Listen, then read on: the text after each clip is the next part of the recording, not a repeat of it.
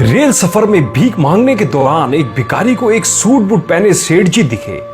उसने सोचा कि यह व्यक्ति बहुत अमीर लगता है, इससे भीख मांगने पर यह मुझे जरूर अच्छे पैसे देगा। वह उस सेठ से भीख मांगने लगा। भिखारी को देखकर उस सेठ ने कहा, तुम हमेशा मांगते ही हो, क्या कभी किसी को कुछ देते भी हो?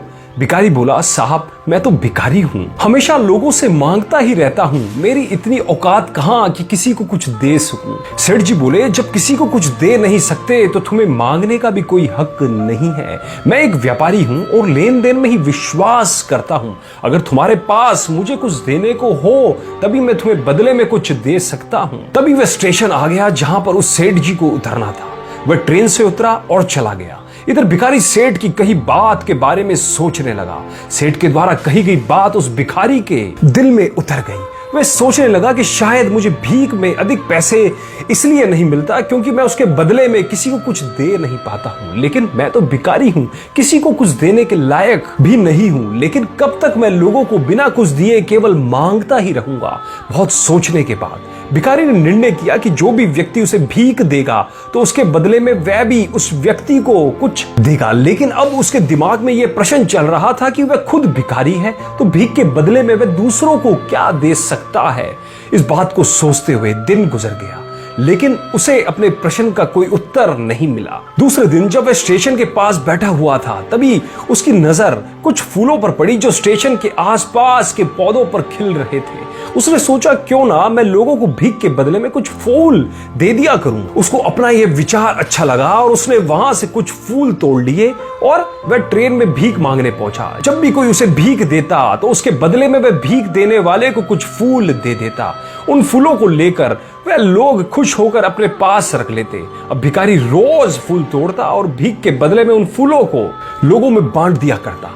कुछ दिनों में उसने महसूस किया कि अब उसे बहुत अधिक लोग भीख देने लगे हैं। वह स्टेशन के पास के सभी फूलों को तोड़ लाता। जब तक उसके पास फूल रहते तब तक उसे बहुत से लोग भीख देते थे, लेकिन जब फूल बांटते बांटते खत्म हो जाते तो उसे भीख नहीं मिलती थी। अब रोज ऐसा ही चलता रहता था। एक दिन जब वह भीख मांग रहा था तो उसने देखा कि वही सेठ जी ट्रेन में बैठे हैं जिसकी वजह से उसे भीख के बदले फूल देने की प्रेरणा मिली थी। वह तुरंत उस व्यक्ति के पास पहुंच गया और भीख मांगते हुए बोला, आज मेरे पास आपको देने के लिए कुछ फूल है, आप मुझे भीख दीजिए, बदले में मैं आपको कुछ फूल दे दूंगा। सेठ ने उसे भीख के रूप में कुछ पैसे दे दिए और भिखारी ने कुछ फूल उसे दे दिए।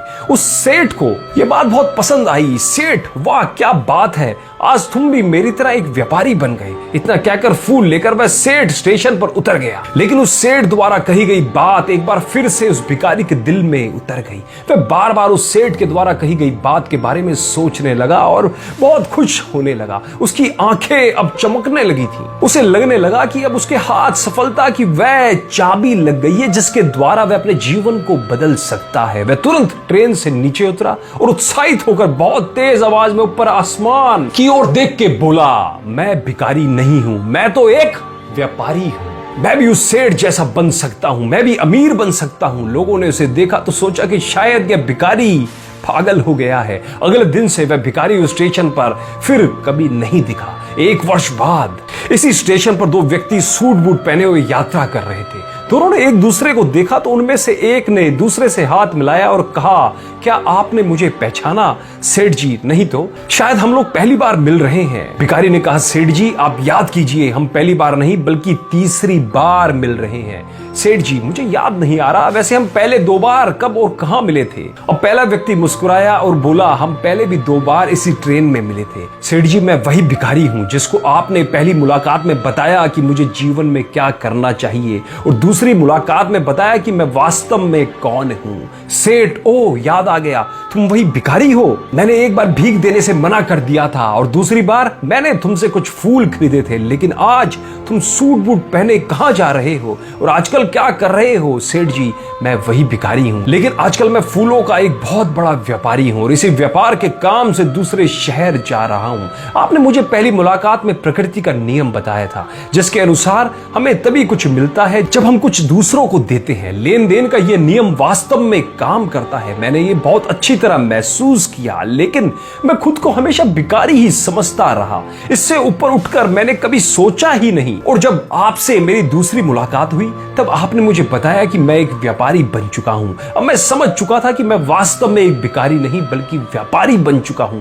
मैंने समझ लिया था कि लोग मुझे इतनी भीख क्यों दे रहे हैं, क्योंकि वे मुझे भीख नहीं दे रहे थे बल्कि उन फूलों का मूल्य चुका रहे थे। सभी लोग मेरे फूल खरीद रहे थे क्योंकि इससे सस्ते फूल उन्हें कहां मिलते। मैं लोगों की नजरों में एक छोटा व्यापारी था, लेकिन मैं अपनी नजरों में एक भिखारी ही था। आपके बताने पर मुझे समझ आ गया कि मैं एक छोटा व्यापारी हूं। मैंने ट्रेन में फूल बांटने से जो पैसे इकट्ठे किए थे उनसे बहुत से फूल खरीदे और फूलों का व्यापारी बन गया। यहाँ के लोगों को फूल बहुत पसंद है और उसकी इस पसंद ने मुझे आज फूलों का एक बहुत बड़ा व्यापारी बना दिया।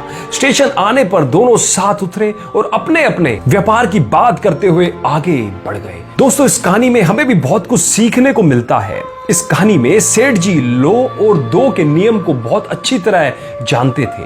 दुनिया के सभी बड़े व्यापारी पूंजीपति इस नियम का पालन करके ही बड़े हुए हैं। तो दोस्तों, यदि आपको भी अपनी फील्ड में सक्सेस होना है, यदि आप जो भी कार्य कर रहे हैं उसमें आपको सफलता प्राप्त करनी है, तो हमेशा ये सिद्धांत को अपनाओ कि सामने वाले को आप क्या दे सकते हैं। अगर आप उसे अच्छा देंगे तो अवश्य निश्चित तौर पे आपको कुछ अच्छा ही मिलेगा। दोस्तों, मैं उम्मीद करता हूं इस हार्ट टचिंग स्टोरी ने आपके दिल को छुआ होगा और आपको जरूर प्रेरित करा होगा। और आपको प्रेरित करा हो तो हमें एक लाइक और अपना कमेंट जरूर कीजिएगा और अपने दोस्तों के साथ, रिश्तेदारों के साथ इस कहानी को जरूर शेयर कीजिएगा। धन्यवाद।